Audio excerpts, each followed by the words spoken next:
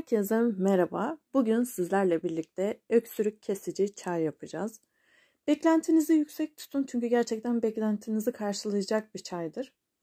Eğer çok öksürüyorsanız ya da böyle öksürmekten çok kötü olduysanız ne yapsam kesmiyor diyorsanız hemen ilaç yerine önce buna başvurabilirsiniz.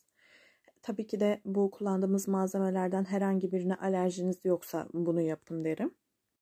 Bu çayın en güzel yanı, ben bazen alıyorum malzemelerinden, ofise götürüyorum. Ofiste kendime de yapıyorum. Zaten illa çay, kahve falan sıcak kaynayan su oluyor, mis gibi oluyor.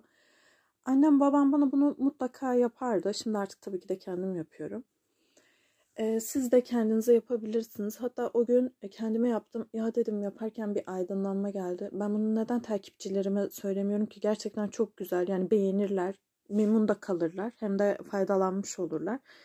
Bunu mutlaka ben paylaşayım dedim ki bu son zamanlarda biliyorsunuz ki salgın çok arttı. Salgın arttığı için de dedim hem ihtiyaçlarını da görür. Hatta eğer yapan olursa mutlaka yorum kısmında görmek istiyorum.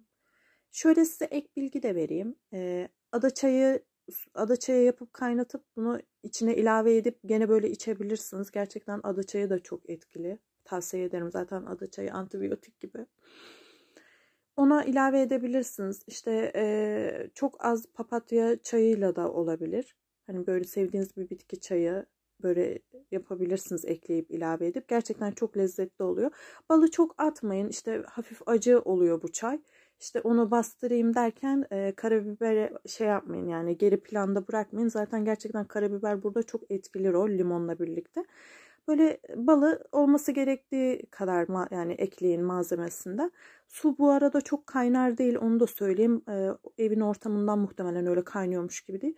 Böyle ne sıcak ne soğuk olacak şekilde yapın. Yani suyu böyle harıl harıl kaynamasın. Gördüğünüz gibi malzemeler komple içinde eriyip böyle su gibi olunca içmeye başlayabilirsiniz.